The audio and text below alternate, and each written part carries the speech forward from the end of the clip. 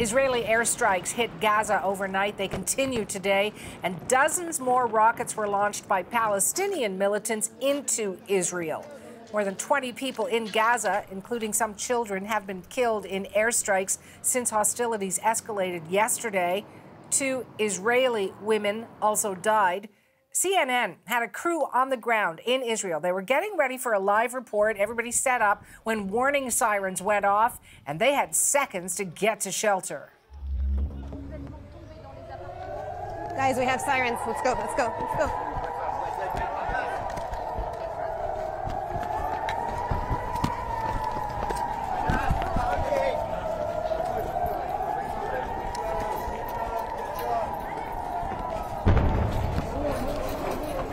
We've got freelance journalist Iris Mackler also there in Jerusalem, and she says this is the worst unrest in the region in years.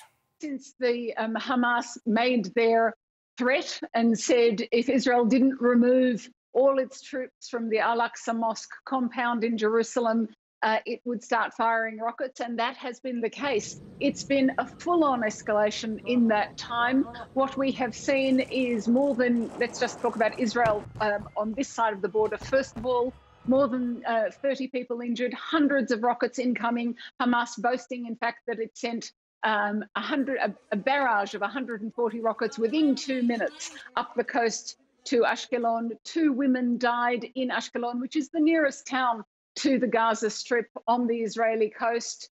There are people now locked down in their bomb shelters on instructions of the Israeli military, which is also calling up 5,000 reservists. And during this time, while all this is happening, Israeli airstrikes continue in the Gaza Strip. We all know the extent of the Israeli firepower. Palestinian medical sources say that more than 24 people have died. They do definitely include Palestinian militants, and we know that because Hamas and Palestinian Islamic Jihad have said so. They are burying their dead. The funerals are starting, but they are also starting for ordinary civilians who are caught up in this in the Gaza Strip, as they seem to be every 3 or 4 years. And Iris, it's been less than 24 hours since Hamas fired rockets into Jerusalem. What was the purpose of that attack?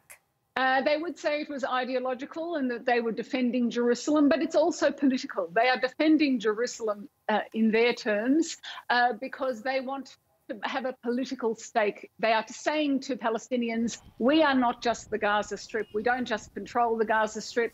There were meant to be elections in the coming days, and the Palestinian president cancelled them because it became apparent to him that his vote was split and that Hamas was going to do very well. So Hamas is saying they're staking a political claim. They want to be the leaders of the Palestinian people. They are defending Jerusalem. Now, the cost in terms of terrified people on both sides, people dying on both sides, is huge. But for the militant group Hamas at this point, it seems to be worth it. That's freelance journalist Iris Mackler in Jerusalem.